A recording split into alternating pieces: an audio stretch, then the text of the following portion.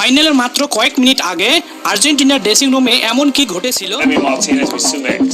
Remember, tap to trade the future. Muchachos, tranquilidad, gente, tranquilidad. Lo principal, estemos tranquilos, muchachos, estemos tranquilos, tranquilidad. Pensemos jugar nomás, tranquilidad, olvidémonos. বিশ্ব football এ কেমন নোংরা রাজনীতি। বিশ্বকাপ ফাইনালে মহারণের আগে কি তবে বড় কোনো ষড়যন্ত্রের শিকার হয়েছিল আর্জেন্টিনার দল? হঠাৎ করে সামাজিক যোগাযোগ মাধ্যমে ছড়িয়ে পড়েছে এক অবিশ্বাস্য ও চাঞ্চল্যকর খবর। দাবি করা হচ্ছে ফাইনাল ম্যাচে ঠিক আগ মুহূর্তে আন্তোনেলা রোকুজ্জো এবং তাদের 3 সন্তানকে নাকি আটকে রেখেছিলেন আমেরিকার প্রেসিডেন্ট ডোনাল্ড ট্রাম্প। কিন্তু কেন এমনটা করা হলো?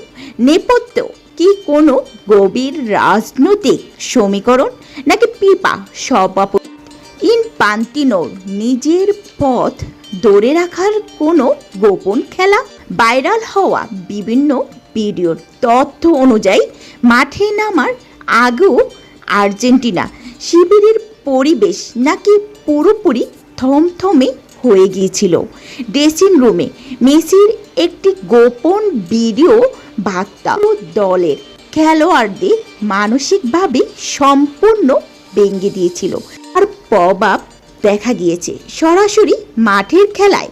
খেলা চলাকালীন আর্জেন্টিনার ফুটবলারদের পাসিং ও খেলার এক অদ্ভুত ছন্দহীনতা লক্ষ্য করেন সমর্থকরা।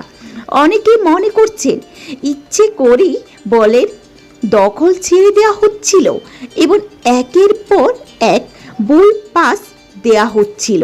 এর পেছনে মূল রহস্য নাকি আমেরিকার প্রেসিডেন্ট ডোনাল্ড ট্রাম্প এবং ফিফা প্রধানের মাঠে আকস্মিক যৌথ উপস্থিতি। এক বিস্ফোরক মন্তব্য করে বসেছেন।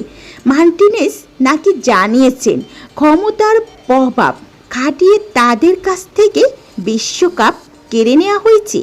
দেশের শীর্ষ পর্যায় থেকেও নাকি তাদের ম্যাচ হেরে যাওয়ার একটা প্রচ্ছন্ন ইঙ্গিত বা চাপ ছিল। ফুটবল প্রেমী ও বিশ্লেষকদের মনে এখন একটাই প্রশ্ন, এই দাবিগুলো কি আসলেই সত্যি, নাকি পুরো ব্যাপারটি কোনো গুজব বা সাজানো নাটক?